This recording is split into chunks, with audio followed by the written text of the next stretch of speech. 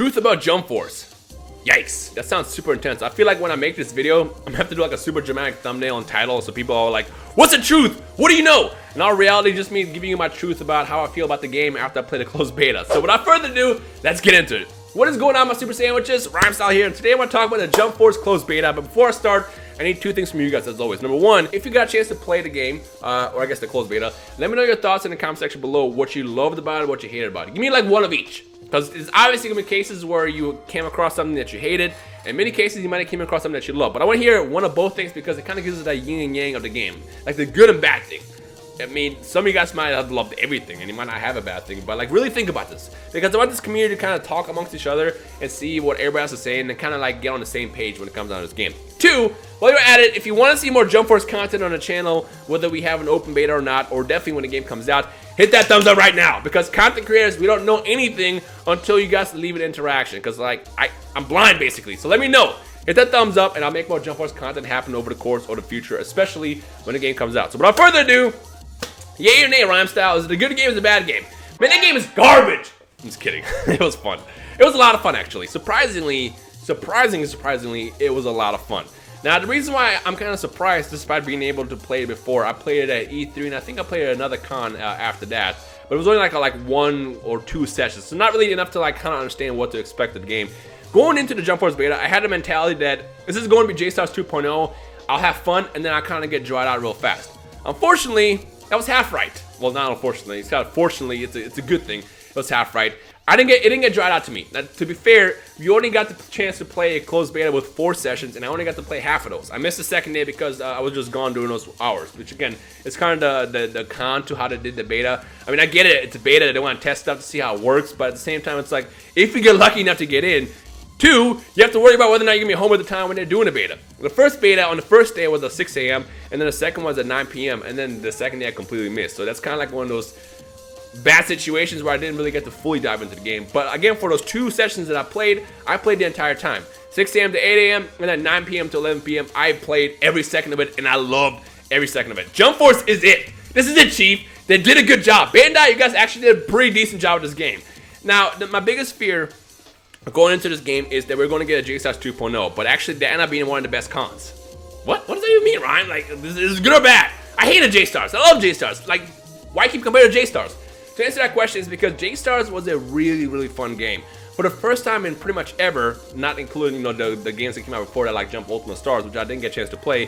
For the first time ever on consoles, they gave us a game where you can take Goku and have him face off against Naruto. Luffy face off against Vegeta. That weird baby that I don't even know which anime he's from faced off against someone like Gohan, which I don't know why I even used that as an example, but if you play J-Stars, you know exactly what I'm talking about. It was one of those games where you can basically have a anime debate in gaming format, and it was a lot of fun. The problem though was, if you played enough of J-Stars, especially if you play as much as I did, you realize that the game had a ceiling where once you like were good at it, that's it. That's as good as you can get. It was going to be the same situation every single time.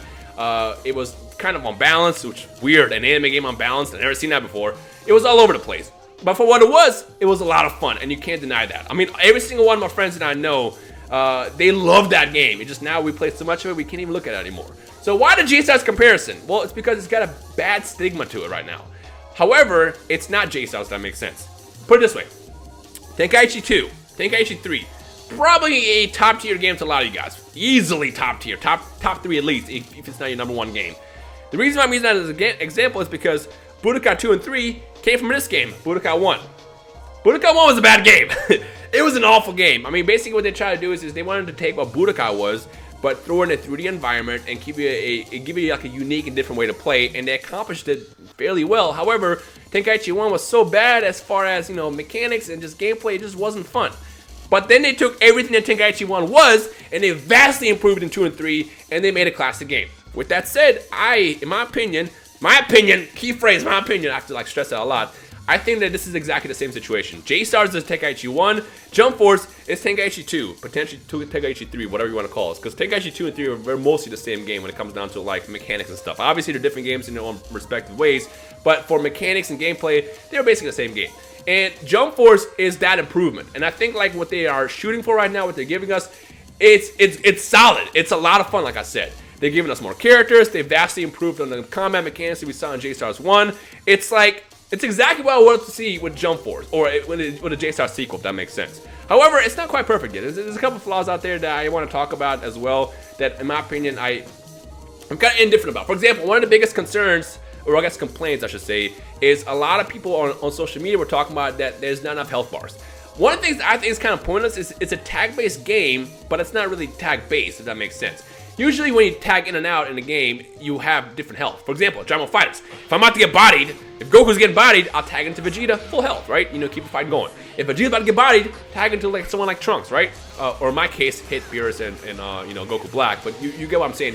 It's a tag-based game where they all have different health. For some reason, I don't know why, for some reason Jump Force shares health, so there's no real reason to tag in and out. Obviously you can tag in and out for support, you know, and keep the combos going, and I get that, but this is weird for the first time ever where we have a tag-based game where it's one health bar shared across the board, and there's really no real reason to tag. In fact, most of the weekend I found myself only using one tag system, so if I was using, let's say, Frieza or Vegeta, I was tagged in between that person. The third character almost saw no gameplay at all. I mean, they were there every now and then if I really needed them, but for the most part, I really didn't even really need that third character.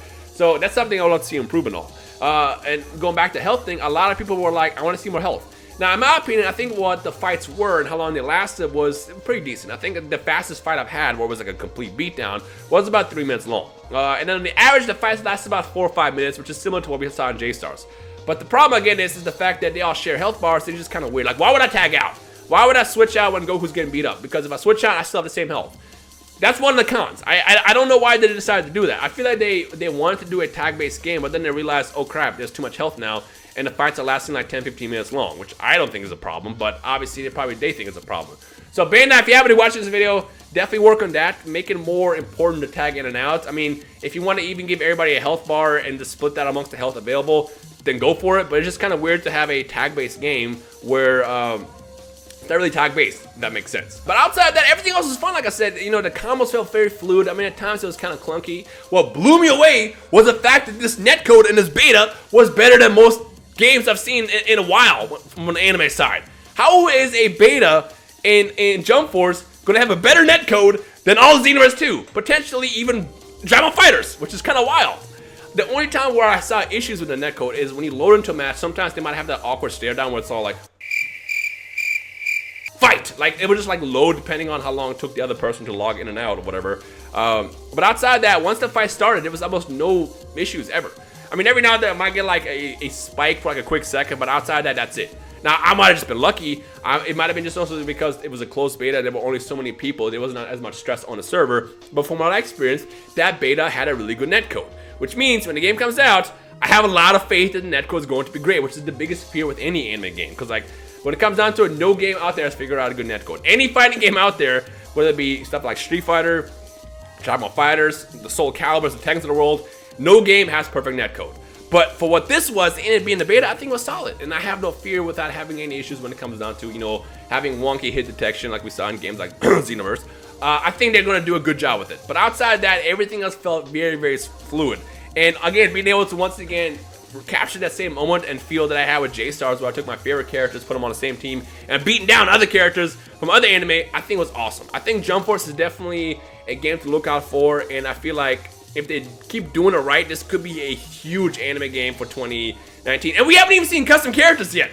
Now, in the beta, they gave us, I think it was like 5 characters to, like 5 preset characters. They had like a female with a Goku outfit with the Grandpa Gohan mask. They had a CAC, a male CAC with like the Vegeta outfit. They had, I believe it was one from One Piece, and I think 2 from Naruto, which consisted of Sasuke and Naruto. But the problem is they didn't give us a good glimpse what to expect with it. I feel like they're kind of making us focus on the cast characters first, which they should, and then the CAC system is there as a bonus, whereas it was the opposite with Xenoverse. Xenoverse's selling factor was create yourself and fight amongst your favorite characters, whereas with here, it's kind of like, well, I guess they are kind of pushing the same thing, but we didn't really see that present in beta yet. I feel like not as many people care about the character creation, but it is a bonus. I'm excited about it. Anytime you give me character creation in a game, it gives me a chance to like flex my imagination, my creativity of putting myself in the game or creating other characters from other universes and other shows. I think it's always cool. Now, unfortunately, since we don't know what to expect, I have nothing really to say about that yet. Because, I mean, if they do anything what we saw with like Xenoverse or Shinobi Striker, I feel like the character creation could be bomb in this game. It could also bomb in this game if they do it wrong, which we saw them kind of do in Shinobi Striker. So, again, I'm indifferent about it just because I don't know, but it's there as a bonus. I also kind of want to bring it up. But the main factor about the game, when it comes down to actually hopping into a fight, picking your favorite team, was absolutely a blast. Now, the only other concerns I have with the game is going to come down to the full roster, because the thing about a game like this is it's purely going to be important when it comes down to which character to put in. And I'm already seeing wars. I'm already seeing people saying stuff like, put Meruem in there, put, you know, Ace in there from One Piece, put Gohan in there, put Cell in there, put Frieza in there, put Beerus in there. People are already arguing which characters are going to be in there, and unfortunately not everyone's going to be in there. I think they announced like what, 9 DLC characters so far that are going to release at some point next year along with that, and we have no idea who's going to be. But I feel like if they do it right, they can keep doing, you know, more DLC characters and kind of like keep expanding to the game, which is one of the biggest flaws that happened with J-Stars. We were essentially begging for J-Stars DLC and we never got it. I don't know why. I mean, to be fair, J-Stars came out in Japan and they got ported over to the rest of the world just because, and they kind of left it at that. But I feel like if J-Stars had DLC, there could be a lot of room to really improve the game and make it more fun than it actually was at launch. And again, that was one of the flaws with J-Stars. They're not doing that with the Jump Force. But the question is going to come down to is who's going to make the cut. I mean, I would love to see Kaiba. I would love to see people like Beerus or even Hit. I would love to see people like, you know, from Hunter x Hunter. Like, I would love to see Meruem. But I'm not going to get that. That's the part that's going to suck. It's going to actually end up coming down to we have to be kind of happy with what we get because we can't get everybody. It's impossible. Unless they literally decide to give us DLC for the next like 10 years straight, and then every month they, you know, drop a pack on us with multiple characters, which I don't think they're going to do. I mean, it's possible because we saw how much DLC came out with the Xenoverse series, but it's most likely not going to happen. Point is, we're not going to get everybody. So that's going to be one of the more concerns. So it's like, is my favorite character in the game? Yes or no? No, then I'm good. Yes, then I'm happy.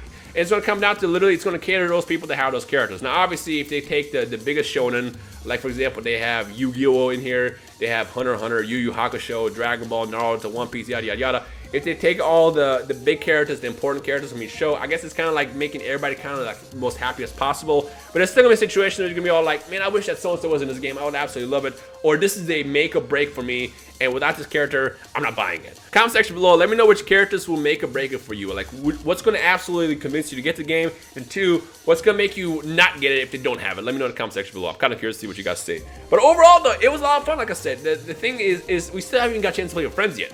The thing that sold J-Star so well is when you play with your friends and, you know, start talking all your smack about your favorite characters like Goku beating up on Naruto or Ichigo beating up on Yusuke. It was a lot of fun to kind of have this debate amongst your friends.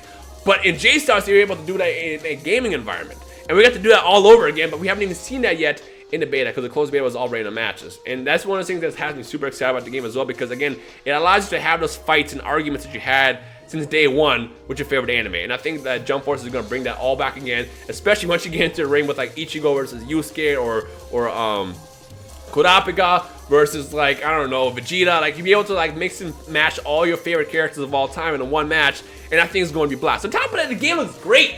Yet, I mean, the one complaint I have about the looks is there's too many particles. It can get too messy sometimes, and I don't understand why they did that.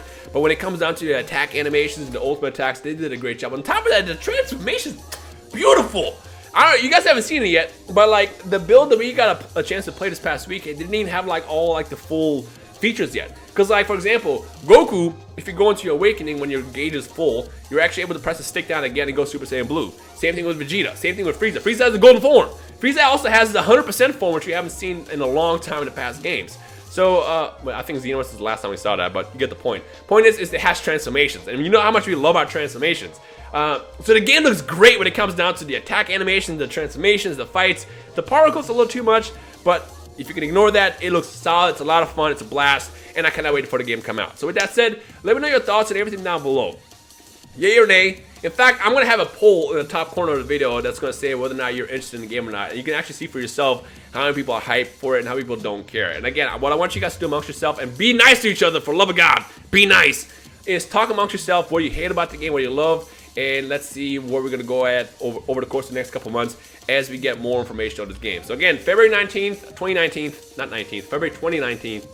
February 2019, wow, I can't speak today, is the targeted release for the game. We don't have the exact date yet that month, but I mean, it's kind of close enough to know when the game's coming out.